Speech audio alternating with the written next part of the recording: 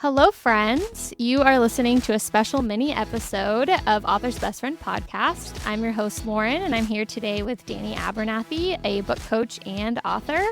Dani, how are you doing? I'm good. I'm excited to be here, Lauren. Yeah, we're excited to have you. I appreciate you, reaching out and offering your time. So the goal of this episode is really just to give authors some quick tips and tricks that they can use to overcome some of the hurdles that they might experience. And Dani's been working as a book coach, and I thought that maybe you could share a little bit about how you got into coaching, and then we can jump into some of the main things that you might encounter with some of your clients and how you might help them work through that. Yeah. Do you want me to just jump into how I became a coach? Yeah, go for it. Okay. So I started writing books when my kids were really little, when they were babies, and I was not doing well mentally.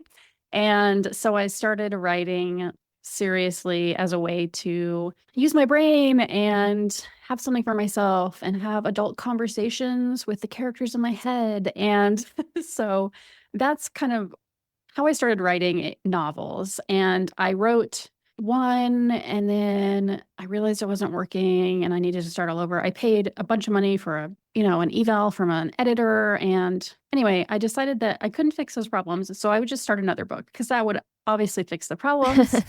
And I worked on another book. And of course that didn't, I repeated the same problems. So anyway, at one point I was like, I don't know how to do this. And I should just quit because obviously I don't have this writing gene. I can't do it. But fortunately, I had heard about book coaches. And so I reached out to one and basically poured my soul out in her contact form. And we ended up working together for just a couple months. But it was truly life-changing for me. Both because it opened my eyes to so many story elements that I hadn't understood before, and also because it showed me that I wanted to be a coach. And I didn't want writers to feel alone in their journey like I had, and I wanted them to not have to get to that place where they felt like they needed to quit, because they couldn't do it. So I've been coaching for several years now, and it's just it's so amazing. I love supporting people in this wonderful, frightening, vulnerable process of putting yourself on the page and, writing things that impact people. And yeah, that's how I became a coach. Yeah, I think that, I noticed, on a lot of your materials, you talk a lot about tapping into sort of your own personality and your own strengths and things and finding ways to work through that on the page.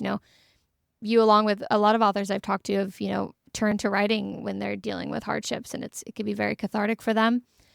And I find it one of the most difficult things that I could think of, which is to try to create a story that other people will want to write while being so vulnerable, but recognizing that the book is not you, while you have, sort of given a lot of yourself into it and has helped you move past some things, that when you get criticisms about it or negative feedback, that it's not criticism and negative feedback about you. We could probably do a whole other episode about how you're able to kind of handle that sort of dichotomy. But yeah, so I think that's really important to help authors kind of tap into some of that and figure out a healthy way to do that. And so as we're approaching the fall, the energy of summer kind of tapers off a little bit, and people might get kind of stuck, not really knowing where to take their story. I think the hype of summer, there's lots of good books out, and people say, that the best readers make the best writers. And so people are reading and they're getting excited and they want to write these stories. And then as life starts to pick up and, I don't know, kids go back to school and the weather starts to change, and the fall just comes with it, this sense of I'm overwhelmed, and maybe the things that bring you joy end up on the back burner. And so I wanted to talk today about your sort of 6 common hurdles for authors. And maybe you could talk a little bit about the tips that you have for helping authors get through those. And so the first one is probably one of the most important ones, which is that you get this sort of editing anxiety that your book is crap and nobody else is going to read it. How do you sort of help authors get through that feeling, that they're writing a book that nobody's going to be interested in? So I think we all feel this fear that what we're writing is either crap or, that people are going to hate it, or just it's not going to be any good. No one's going to want to read it. But, I think that if you want to write it, someone wants to read it. You are not as much as we want to think we're unique and special snowflakes, other people share our interests and our likes and our desires and our humor and all of that stuff. And so, certainly, maybe you'll need to work on some things in your book. It's not going to be perfect, nothing ever is, but there are readers for you. And you can't control how many people read your book necessarily. You can't always control the ways in which people find your book, but there will always be readers for you. And so it's just trusting, it's remembering that you are not writing for everyone. You are writing for a really specific group of people. And so if your mom hates your book, that's okay because she's not your reader. Your readers will love your book. And the next one is losing the thread. So you start working on your plot and you lose track of it a little bit. You kind of maybe get a little lost in the characters and start straying away from really why you started writing the book and what it's for. And I can imagine a lot of this is planning, like sometimes I like to talk about anthropomorphic hands a lot because it feels like a very common experience that your characters just kind of take hold and your hands just kind of write those things out. But that makes it hard in character driven type books like that because the plot sometimes sits behind the characters, which is great for identifying with the characters, but it can make it hard to know what's motivating the characters to behave in the way that they're doing, other than sort of their own volition, so to speak, quote unquote. And so I guess not only just like planning things that you can do to keep your plot on track, but also sort of how you can like mentally think about how your plot and your characters interlay and maybe even that's the difference between a plot driven book and a character driven book, like what exactly is going to be the main focus. Yeah. So one of the things I like to talk about with writers is the point of their novel. And the point is kind of the controlling idea or the worldview or the message you want to share with your readers. In romance, it's always something about love, but every book I think is saying something different about love or speaking about a different facet of love. And I think if you can figure out what your point is, it's usually one sentence. It's sort of like a bumper sticker. It feels too cliche, but the thing that your point does is when you are lost in your tens of thousands of books in your novel, the point is like a banner or a lighthouse, and it reminds you like, oh, that's what I'm aiming for. That's what I'm writing toward. And you can use your point to help shape your characters, to help create their arcs, to help figure out the plot. And it just provides a lot of clarity and direction, especially when you find yourself kind of lost in your book or stuck, because it helps you evaluate like, does this belong? Does this not belong? How can I reorient to get where I want to go? And I talk about this concept of the snowball of misbelief, which is something I teach about. It might be not a great thing to talk about on a podcast, but I'm going to try. So if you imagine a snowball, I kind of think that there's these 4 parts to a snowball that really connect character to plot. So in every scene, we have a conflict, right? Which could be something huge, like, I don't know, an explosion or a literal fight, or it could be something really small, like the choice to get out of bed or not. And so your character in every scene is going to encounter this conflict. And when they do, they're going to reference their past. So that's their backstory. And they're going to reference what they believe in that moment about themselves and the world. And they're going to make a choice. So they have a conflict. They reference their belief, they make a choice from their belief, and then that belief has a consequence. That consequence then leads to the next conflict. And so if you can keep in mind that you want your characters to be acting from their belief as they make choices, and that you want the choices they make to then carry forward, it really helps to make sure your plot and your characters are really intertwined and that they're not kind of going in different directions or perhaps getting away from you. That might have been confusing to talk about on a podcast. I usually have a visual aid. No, I think as you were explaining it, you're sort of structuring it like a snowball. But I'm actually kind of picturing it as a series of events that I make in my own life. Like I also make the choice to get out of bed in the morning. and I decide, am I going to get in the shower? Am I running too late? Am I just going to drive to work? Maybe I didn't shower. Now I'm not feeling kind of fresh. Now I'm annoyed in the car. Now I have a little bit of road rage. Now I'm annoyed at work, blah, blah, blah, blah. So it sounds like really this analogy of the snowball is sort of a nice depiction of this layering that you have as your own person anyway, and it's just finding a way to actually get that to translate into characters in the book, which is hard because you've made them up. That's right. And one of the tools I love to use is the Enneagram, which is a personality system. And I use it with my clients. And I actually just taught a workshop on it earlier today. And it's so helpful because the Enneagram especially is really about your motives, like why you're doing what you're doing, not just your behaviors. So if you can get down to that level of understanding with your characters, it's going to help you so much in making them real people and not sort of just like cardboard cutouts that you're moving around on a on a board.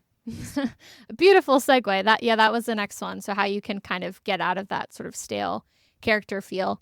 And I think you just answered that really well. And I've actually noticed in the last couple of podcasts I've done, people have brought up that they are starting to use that technique, not only in saying, I'm this type of Enneagram, this is my personality, so I know what's going to work for me and what's not, but also what is my character's Enneagram? Like, what kind of character do I want to make them? Which I think is really interesting. Okay, and maybe this helps a little bit with the next one, which is the what you call the middle muddle, which is how writers propel their plot forward when they get sort of stuck in the center, right? Like, you might brainstorm a book and you've got some characters and you're like, oh, this will be really fun. Like, I know the way that this is going to start. I know some really good tension points. I kind of have an idea of what I want my big finale to be. But what about all those like other filler chapters that help build the characters, the things that are in the middle that while nothing crazy is actually happening, there's no, the things you were just talking about. There's not a big fight scene, but there's the little choices. How do you stay motivated to keep pushing that part of the plot forward? So I think if you know your point, it's going to help you in the muddy middle. And if you know your characters, it's going to help you in the muddy middle. You also have to know what the big problem is. So in romance, the big problem is always the relationship, right? Will they, won't they, the love. But there's also always some exterior problem happening. And the thing that happens in most books is that we feel unclear about one of those elements. So if we go into the story unclear about who our characters are, or what the problem is, or where we're heading, it's so easy to just stall out in the middle because you don't know where you're going. You get just stuck in this like swamp of of options and uncertainty and trying to figure it out as you're writing, which can work for some people but for a lot of people you really have to step back and kind of assess everything as a whole. So that's usually what I encourage writers to do, is to step back and look at your book, and not just look at your book, but also look at what you need. So, for example, you might need to answer a question about your characters. So, what this character really, what their goal is, or what they're afraid of. You might need to learn more about character arc because you don't really understand it. You might need to bring someone in to give you feedback or help you figure out this puzzle. And it also could be that maybe the middle of the story is asking for a part of you that you're like effing afraid to give. Because I don't know about you, I am always writing from my own experience and to answer my own questions. And my writing for me is always like deeply personal. And I've had times where I've been writing and I either can't go on. I feel like it's writer's block and I lose interest and it's really hard. Or I start writing in a way that it's so far away from the characters and from the story, because for me to write it really in the character's experience would be so vulnerable because I'm writing from my own life and about my own stuff. And so sometimes when we get stuck, that's what's happening. Like, we have to give ourselves time to find the courage, or maybe to answer our own questions, or to heal And so sometimes it's not always a simple solution. It's about taking care of yourself. I think your book is only as healthy as you are. And so you can't like force yourself to heal, or if you force yourself to write a scene, maybe you really shouldn't at this point because you need more. You don't want to re-traumatize yourself by writing your book, right? So there's a lot of things that could be going on. If it's a plot thing, if it's really a plot thing and you just don't know what's going to happen, I always recommend that people kind of outline their book, charting both the scene. So like what's happening, what are the events of the scene, but also what are the characters believing in that moment? And if you can follow their belief and how it's changing, kind of this core thing that they're learning through the book, that also often will help you figure out how they would respond to a situation. And that can get you unstuck. Yeah, that makes a lot of sense. And this isn't really related to your roadblocks, but I'm just sort of curious after, talking with a lot of authors who are doing this for the first time. Like, do you work with a lot of first time authors? Yeah, mostly first time authors. Yeah. So, like, do you encounter the case where, like you're trying to base characters off your own human experience, and humans are, they're multifaceted. And some days I wake up and think about how many areas of my life I'm working on and how many things I feel like I'm working on for myself. And it's a lot, and you can't do all of those at once. And so similarly in a book, you might get really excited about this sort of cathartic feeling to get all this stuff down on the page, but it's too much for one character or two characters to hold in one story. And so how do you disentangle, like, well, okay, this is what you've written is great, but it's two stories. It's three stories. Like, we got to focus on the one thing and tease apart the rest. And these ideas are, I think, other characters are meant to kind of carry these. Like, how do you help decipher if that's the case? Yeah. So again, it comes back to your point. This is a question I ask my clients the most in my coaching program, is like, okay, what's your point again? What's your point? Because we're just constantly referencing it. So if you think about a tree, I think of story as a tree, and the author is the roots of their story because everything comes from them. But the tree trunk is your point. So this idea you're exploring, what you want to say to the reader, the message you want to leave them with, and everything grows from your tree trunk. So that includes your characters, your plot, your world, all that stuff. I work with a lot of fantasy and like sci-fi writers, and so there's always also this world building element that also grows from your point. And if you know your point, let's say that your point is you're really exploring the idea of trust in love. And so maybe your point is something like, without trust, love isn't true. That's maybe not a very well worded point, but true love can't exist without trust. So if you know that's what you're writing about, that tells you that one or both of your characters, or if you have more, like your main characters, the love interests, at least one of them needs to be learning how to trust in love. And so if you know that, you can figure out, okay, what does my character believe at the beginning that's not true, that they're afraid of trust? And then what do they need to know at the end? And that's their character arc. So you're going to follow that thread through the story in every scene. That's the belief they're referencing. Like, what are they thinking about trust in this moment? And so you can use that to then eliminate, to then say, what is maybe muddying this or distracting from this idea of trust? What belongs in another story? What maybe is there another character that can take up part of this, an element of this, a personality trait, or another voice speaking to this topic? But a lot of the time we try to cram everything into one book, especially if you've been wanting to write for a long time or you have a lot of ideas. I have a lot of writers who, especially in fantasy and sci-fi and stuff, who just, they spend all this time in world building and they keep going and they keep going and the world gets bigger and bigger and bigger. And then there's so many ideas, they don't know what to do with them. So writing is a lot about choosing one thing over another. And when you know your point, I'm just a broken record here. When you know your point, you have something to evaluate those choices by. So you're not just feeling so uncertain about what the right choice to make is for that book. Mm-hmm. And I'm going to go a little bit out of order here because I think that's a good segue into the sort of your sixth point, which is, how do writers know when they're sort of going through the editing process and making changes to their plot, how do they know that if those changes are worsening or improving?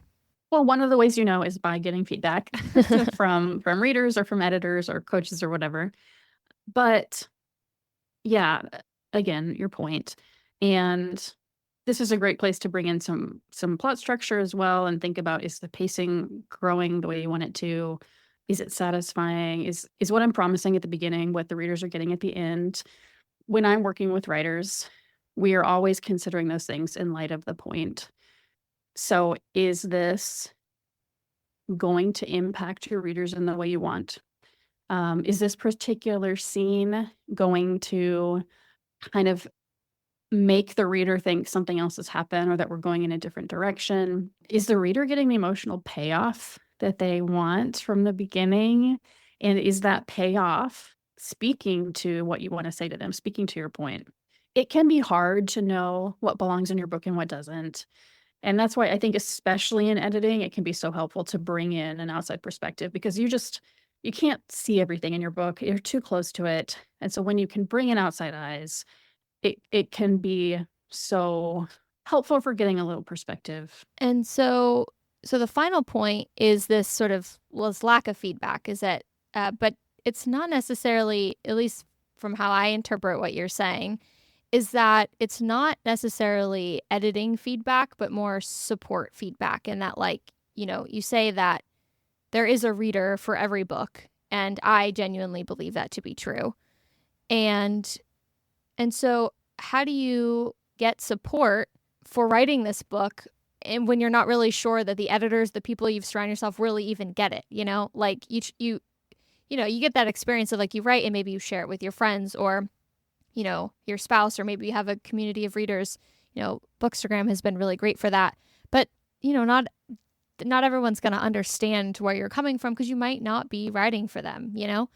And so how do you get that sense of support for your book and know to keep going when the people around you, it's kind of their job to help you make it better, and in some ways you have to break it apart a little bit to put it back together and be better. That's what editors do. They kind of help you break down a couple of the things and say, we're going to put this scene back together, and I think if we do it this way, we'll get back to the point. We'll get back to that point of why you're writing the book and remind the reader of what the character's motivation is.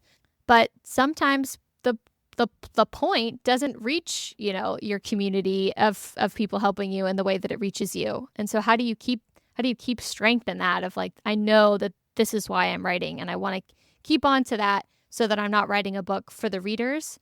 Because it sounds like what you're explaining is that you're going to write this book for yourself, and people are going to love it because they're going to relate to it in some ways.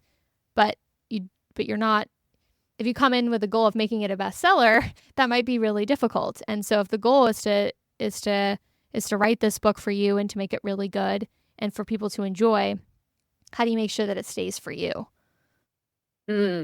So I have a maybe weird approach to books, and I think that the author's the most important part. And I have a year-long group coaching program called the Rooted Writers Mentorship, and a huge part of that program is self-discovery. So the people I work with are usually writing books that are deeply personal to them, and they're writing not just, to get a book out into the world, but also for their own, like, growth and self-discovery and healing, and to find their voice and all these things. And so I do think what's most important is for you to know why you are writing. So that means on a personal level, like, what do you want to get from this book? What do you want to say through this book? What is it doing for you? Who are you writing to? So this is a really important question about figuring out who your audience is and isn't. Are you writing to a person who shares part of your identity? What do your readers hope for? What do they look for in a book? And I don't focus so much on, like, demographics when I'm talking to my clients about this, but it's more like, what shared experiences have you had? What fears do you share? What do you hope for in the world? That sort of thing. And then what you want to say. So when you go into writing your book, you are writing it for you, but you're writing it for a purpose because you want other people to read this. And so part of knowing why you're writing it and why it's important to you and how it comes from you is, who do you want to impact and what do you want to say? In what way do you want to impact them? What feeling do you want to leave them with? Is it hope? Do you want to challenge them? Do you want to help them heal? Do you want to make them feel happy? Like, it's more than just, oh, I want them to want to read the next book. We read because it makes us feel. So how do you want your reader to feel? And like on a deeper level. So when you know those things, it helps you know when you get feedback, for example, from someone who is not your ideal reader. I wrote a short story once, and it was this dark fantasy short story, and I gave it to my partner to read, and he laughed through the entire thing, and it was not supposed to be funny. Oh, no. And I was like, you know what? He's in the office right now, and I'm staring at him. I was like, you know what? You're not allowed to read anything I write ever again because you obviously don't get it.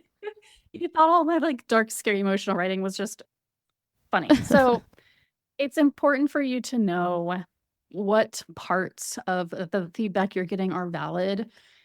And it's especially important to know if the feedback you're getting is from someone who doesn't read for the same reasons that your ideal reader would, or doesn't share this experience you want your ideal reader to have, because that's going to help you know what critique is valid and what is not. I do think it can be really hard to find critique partners or editors or whatever who share your approach and who get it and who really understand you. That's part of the reason I created my program, is because I wanted it to be more than just an exchange, and I wanted people to be able to find their people. Yeah.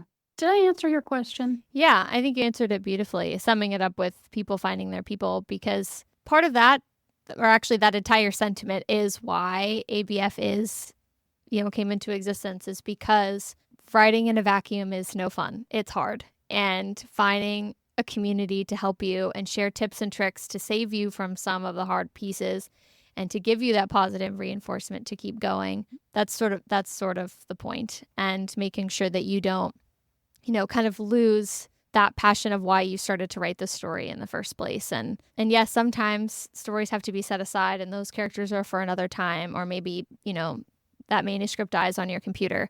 But they served a purpose for while they were there, and whether that purpose was just to rinse out that idea so you could get a new one to come forward, whether that purpose was just to give you the courage to put something down on the page, and now you can, now you want to move on to something that you think you actually want to put out there, it served its purpose. And I think it's great that you're doing something like this and reminding people, that it's not just a book. And so it's okay that you feel deeply about it. It's okay that it's hard, because it's also hard to, be a person and work on yourself. And so you create characters and you put that into a book. And so, those feelings are valid.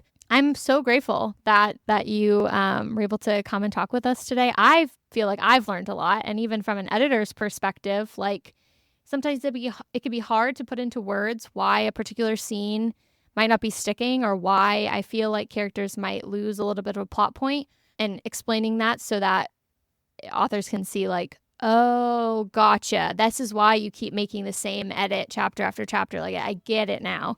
And it could be hard to do that while reinforcing like what you're doing is working. It's great. It's just these little pieces, this thread that I need you to continue to follow. And so, kind of how you put that so eloquently I think is really great. And I think that the audience will really appreciate your insights. So thank you so much. It was wonderful chatting with you. To all my author besties, may your fall be filled with productivity and joy. Find a writing group, buy yourself some new writing utensils, use that unopened notebook, whatever you need to find that writing high again. And I'll see you all next Tuesday. Thanks, Dani.